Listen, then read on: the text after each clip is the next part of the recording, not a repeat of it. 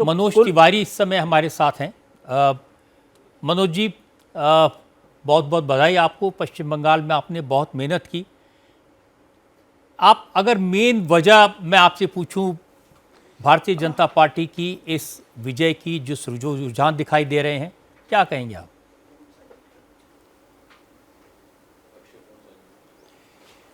रजत भैया नमस्कार आपको और जितने भैया लोग बैठे हैं सब, आप सभी भाई सब। मैं रजत भाई साहब, मैं समझता हूं कि जिनको कभी वोट डालने नहीं दिया गया, डरा के रखा गया, जिनका आधार कार्ड छीन करके कहा गया आप घर में रहना तुम्हारा वोट पड़ जाएगा, इस चुनाव में सबसे बड़ा परिवर्तन इस बात का है कि वोट डालने की आज़ादी मिली। दिल्ली में, बॉम्बे में, बंगलोर में अगर कोई काम करने पश्चिम बंगाल की बहन, बेटी, महिला, पुरुष आ गया, उसको भी गांव से आया कि अब तुम्हारा यहाँ वोट है और तुम सही वोट है, तुम आकर के वोट डालो और निर्भय होके डालो। और वो दिखा भी 93% तक वोट जाना, ये इसको मैं सबसे बड़ा कारण मानता हूँ। और दूसरा, नरेंद्र मोदी जी पे विश्वास और टीएमसी से अविश्वास।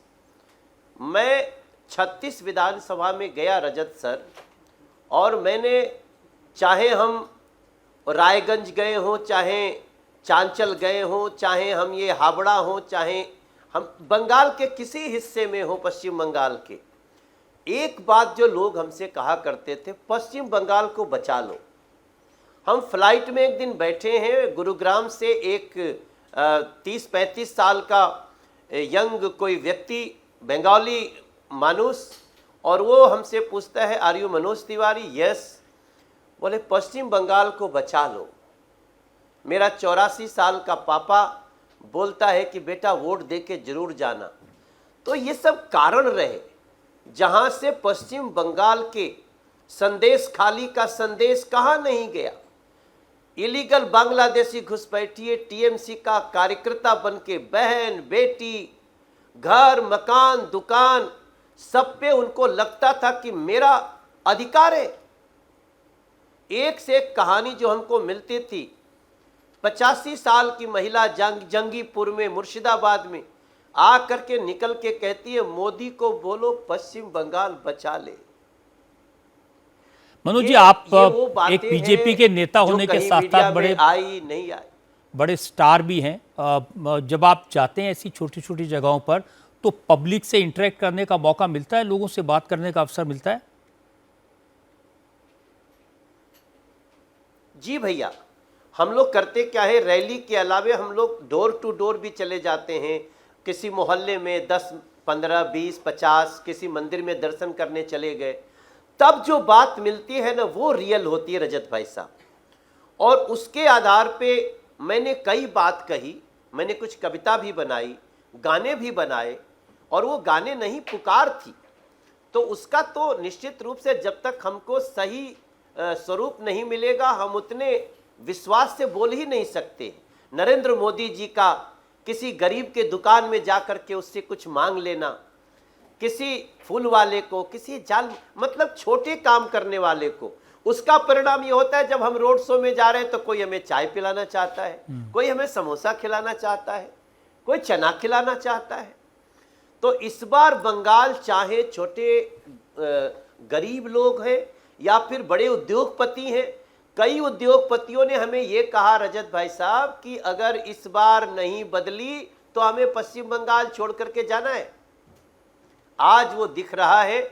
और तब मैंने जो कहा था कि मांग रही बंगाल की धरती, सब आई हो तैयार, अब ना सहबो बांग्लादेशी खूनी अत्याचार, माँ माटी मानुष पुकारे, मत बटना इस बार, এই বাড়ি পাল্টানো দরকার, চাই बीजेपी सरकार। ना तो कोई आरजी कर भूला, ना तो कोई संदेश खाली भूला, न कटमनी, न सिंडिकेट। ये धमकाना, आप सोचिए, इन टीएमसी के लोगों ने जो गृह मंत्री को धमका सकते हैं, वो पश्चिम बंगाल के गरीबों का क्या हाल करते होंगे। नहीं तो ये डर मनोज जी कैसे दूर किया ये लोग, नहीं है, ये डर कैसे दूर किया? ये डर दूर किया चुनाव आयोग की व्यवस्था ने, ये डर दूर किया पश्चिम बंगाल के ही अधिकारियों के अंदर शायद कुछ ऐसी भावना आ गई कि एनफ इज एनफ, एटा चोलबे ना, तब ये आके खड़ा है। मैं आपको रजत भाई साहब एक अपना अनुभव बताता हूं। जब आपके देख रहा हूं कि 191 पे बीजेपी पहुंच रही है, 99 पे टीएमसी है। हम लोगों को पहले 10 दिन तक तो कोई सुरक्षा भी नहीं देते थे, लेकिन पहले पक्ष के मतदान, पहले फेज के मतदान के बाद पुलिस हमें सुरक्षा देने लगी। ऐसा बदलाव देखा हमने कि जैसे लगा कि पहले फेज के मतदान के बाद ही सरकार आ चुकी है भारतीय जनता पार्टी की। तो हमने कई अधिकारियों को भी अंदर अंदर कूड़ते देखा है, और वो लाचार, बेबस। और मैं ये बात जब कह रहा हूं कि टीएमसी के कार्यकर्ता बन गए इलीगल बांग्लादेशी घुसपैठियों ने पश्चिम बंगाल को रौंद डाला था, अब जाकर के पश्चिम बंगाल की जनता जागी है। तो अब ये दृश्य हमको देखने को मिल रहा है।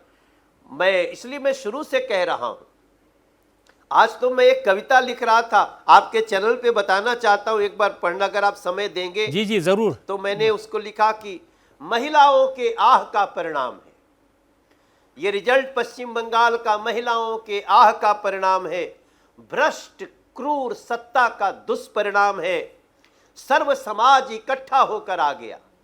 मैं आज आपको बताऊं, कई मुस्लिम समाज के लोगों ने भी टीएमसी से दूरी बनाई है। सर्व समाज इकट्ठा होकर आ गया, मोदी का विश्वास हर जगह छा गया, वोट डालने की जो आजादी मिली, सबका साथ सबका विकास प्रयास सज कर आ गया।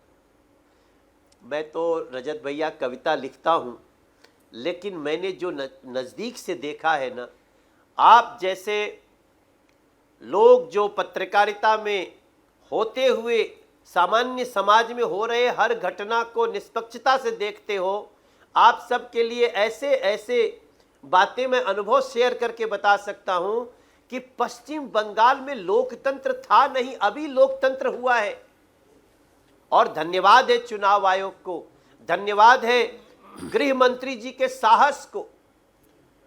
एक सांसद गृह मंत्री को कहता है 4 मई को यहीं रहना, अभिषेक भाईपो नाम है उसका, वो आज 4 मई का समय है, हमारी घड़ी में 12 बज रहा है। उन लोगों को अपनी वाणी याद रहनी चाहिए। ये देश लोकतंत्र से चलना चाहिए सर। एक सांसद गृह मंत्री को खड़े रहने की और बाप की और अपने बाप की ऐसी धमकियां देता हो, पश्चिम बंगाल ये बर्दाश्त न करता था। आजादी जैसे ही मिली उसको वोट की, उसने पूरा किनारे करके रख दिया। पश्चिम बंगाल का माँ माटी मानूस को सत सत धन्यवाद करने का दिन है आज सर। तो एक बात सही है कि बीजेपी ने हिंदू वोटों को कंसोलिडेट किया।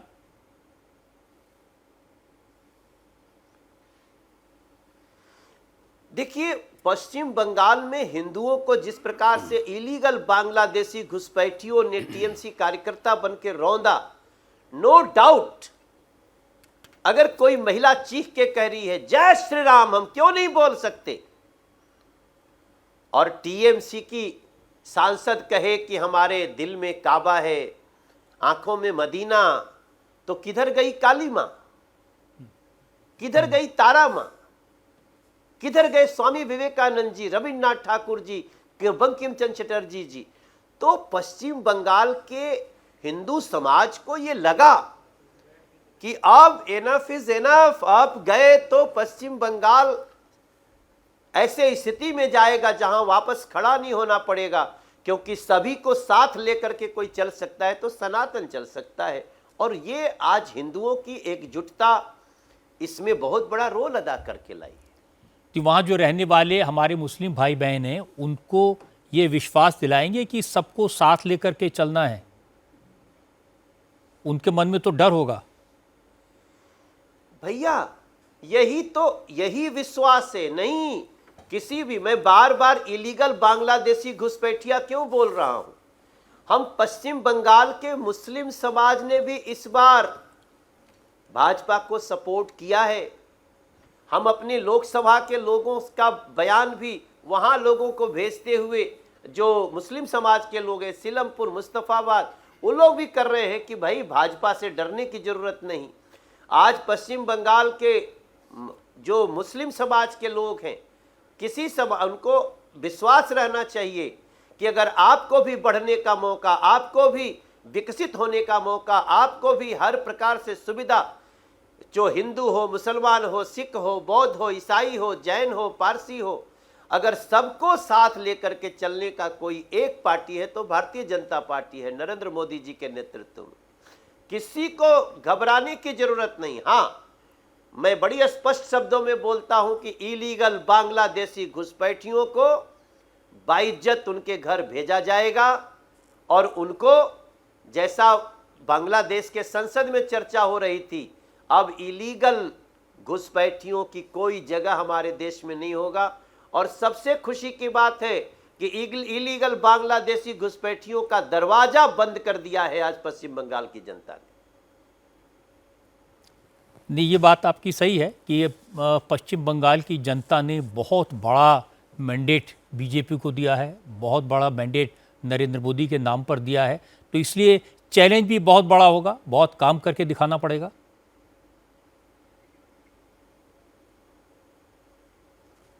नहीं, बिल्कुल चैलेंज तो है भैया, और इस चैलेंज को एक्सेप्ट करने का नाम ही भारतीय जनता पार्टी है। और पश्चिम बंगाल के लोगों को विश्वास होना चाहिए कि पश्चिम बंगाल, हमारे यहाँ एक नारा लगता था कि श्यामा प्रसादेर जन्मभूमि एबार होबे विजय भूमि, तो हो गया। श्यामा प्रसादेर जन्मभूमि एबार होबे विजय भूमि। भारतीय जनता पार्टी तो बंगाल के एक महापुरुष श्यामा प्रसाद मुखर्जी जी की देन है, और वो श्यामा प्रसाद मुखर्जी जी की जन्मभूमि आज भारतीय जनता पार्टी को एक्सेप्ट किया है। 5 साल के अंदर पश्चिम बंगाल अपने उस स्पीड को पाएगा जिसके लिए बरसों से जाना जाता है पश्चिम बंगाल। आज ही मैंने तृणमूल कांग्रेस के नेताओं की बातें सुनी हैं, मुझे लगता है आने वाले दिनों में वो उसको ज़्यादा ज़ोर से कहेंगे। वो कहेंगे कि इलेक्शन कमीशन ने, सेंट्रल फोर्सेस ने, इन्होंने मिलकर बीजेपी को चुनाव जिता दिया।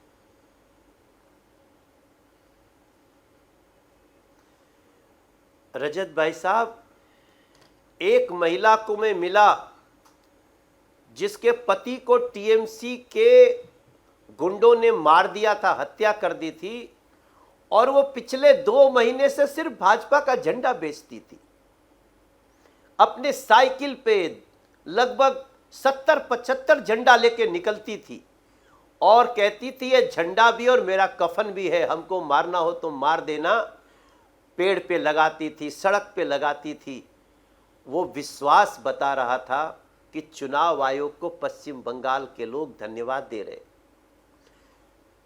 क्योंकि ऐसे जब अहंकारी, ऐसे क्रूर, भ्रष्टाचारी टीएमसी जैसी पार्टी जब हारती है तो उनके पास और दूसरा चारा क्या है।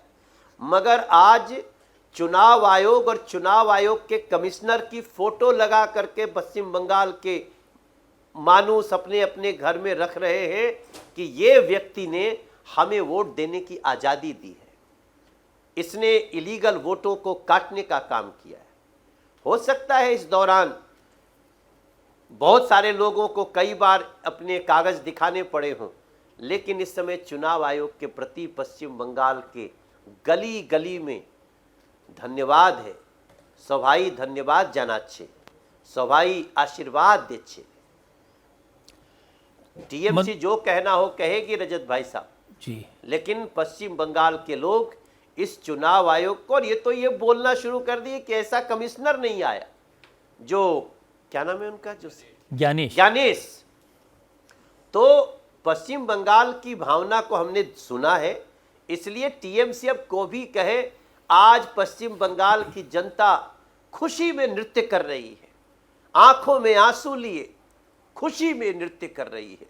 ये पश्चिम बंगाल का एक बहुत बड़ा आज सपना पूरा हो रहा है कि अब हम भी देश के अन्य राज्यों की तरह आगे बढ़ने के लिए सबका साथ, सबका विकास, प्रयास, विश्वास में चलेंगे। एक बड़ी बात मनोज जी इस बार ये दिखाई दी कि रिकॉर्ड वोटिंग हुई, 92% से ज़्यादा लोगों ने पश्चिम बंगाल में वोट किया। इसकी क्या वजह आपको लगती है? भैया देखिए भैया, इसकी दो वजह है। एक तो पश्चिम बंगाल के विभिन्न इलाकों से महिलाओं पे अत्याचार की ऐसी ऐसी तस्वीरें आई। अब मैं टीवी पे इस समय बात कर रहा हूं, मुझे बोलने में भी अजीब लगेगा, लेकिन सोचिए कि जब संदेश खाली में इलीगल बांग्लादेशी घुसपैठिए जो टीएमसी के कार्यकर्ता बन गए थे, वो आके कहते हैं तुम्हारे घर में नई बहू आई है, उसको टीएमसी ऑफिस भेज देना, अगले दिन आएगी। बहू बेटियों को इस तरह से आकर सड़कों पर, और उनको पुलिस हाथ बांधे खड़ी रहती थी क्योंकि टीएमसी की सरकार उनको इस बात की छूट देती थी। हम आप समझ सकते हैं कि क्या इसके बाद भी पश्चिम बंगाल की जनता सोई बैठेगी? पश्चिम बंगाल से तो बड़ी बड़ी क्रांतियां हुई हैं। नेताजी सुभाष चंद्र बोस, एक से एक नाम आते हैं। तो मैं रजत भैया, मेरा जो आकलन है ना कि पश्चिम बंगाल के माँ माटी मानुस जो कभी दीदी नहीं कहा था, लेकिन आज उनको जो तकलीफ हुई उसका पूरा पश्चिम बंगाल में असर गया है भैया। मनोज जी बहुत बहुत धन्यवाद हमसे बात करने के लिए, आपने समय निकाला, और बहुत बहुत शुभकामनाएं और बधाई पश्चिम बंगाल में सरकार के लिए, असम में आपकी जीत के लिए। बहुत बहुत धन्यवाद। थैंक यू सो मच भैया, थैंक यू। जो रुझान हमने देखे हैं, जो ट्रेंड्स हमें दिखाई दे रहे हैं, उन्होंने फिर से बता दिया कि डेमोक्रेसी में वोट की ताकत क्या होती है। लोकतंत्र में कोई इंडिविजुअल मैटर नहीं करता, इंस्टीट्यूशन मैटर करते हैं। इसलिए जिस कुर्सी पर है सबकी नज़र, उसकी हो लंबी उम्र।